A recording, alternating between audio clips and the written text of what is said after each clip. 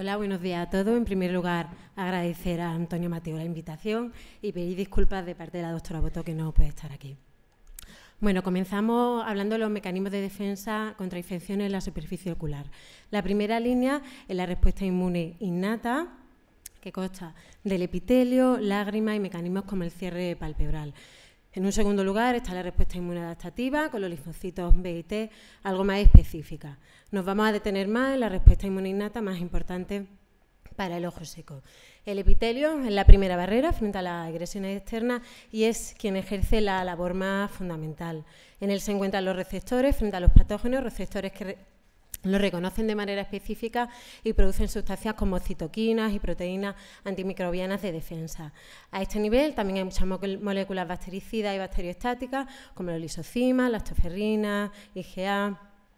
Y también, muy importante, el microbioma conjuntival, que sabemos que en pacientes sanos tiene una importante acción antiinflamatoria. Muchos de estos mecanismos se alteran en el ojo seco y producen, como hemos visto, no solo una disminución cuantitativa de la lágrima, sino también una disminución cualitativa.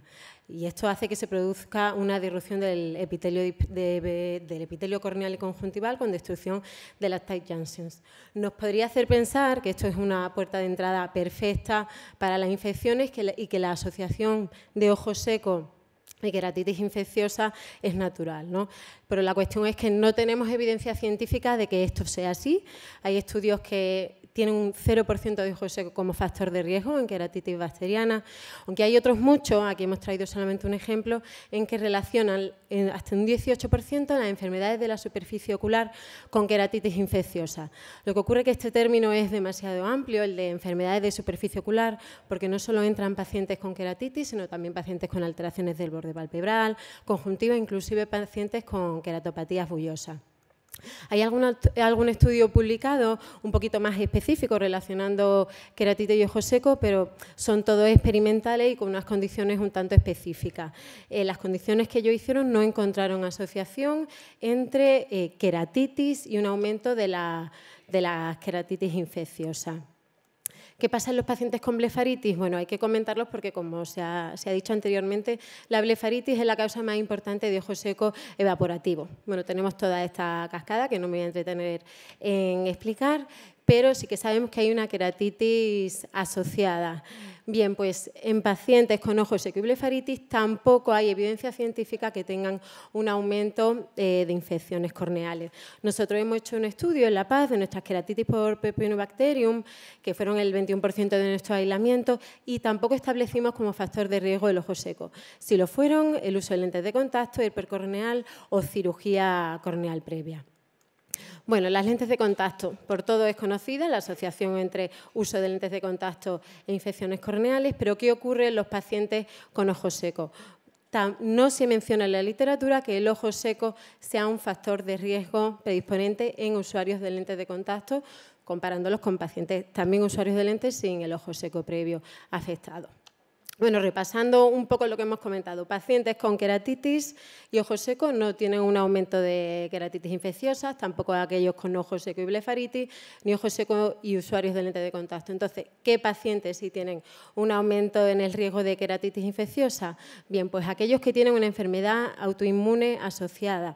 Y con mayor importancia y más riesgo el caso de la artritis reumatoide. Hemos hecho un estudio en nuestro hospital, en La Paz, de los pacientes con síndrome de Sjögren. Incluimos en ello a 22 pacientes con síndrome de Sjögren primario o secundario, con biopsia positiva, y vimos que hasta el 32% de ellos desarrollaron una queratitis ulcerativa infecciosa. Algunos de estos pacientes inclusive tuvieron más de un episodio. La mayoría de ellas fueron bacterianas y el germen más frecuente fue el Staphylococcus aureus.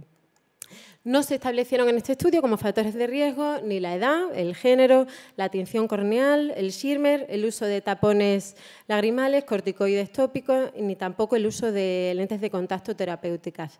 Sí fue estadísticamente significativo la existencia de una artritis reumatoide concomitante.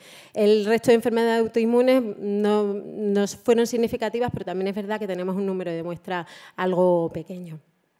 Como resumen de nuestro estudio, pues comentar que estas queratitis bacterianas fueron severas. Me parece importante resaltar la existencia de úlcera estéril previa hasta en el 25% de los casos, con lo cual tendríamos que estar atentos, vigilar a estos pacientes porque pudieran hacer una queratitis infecciosa con una evolución severa.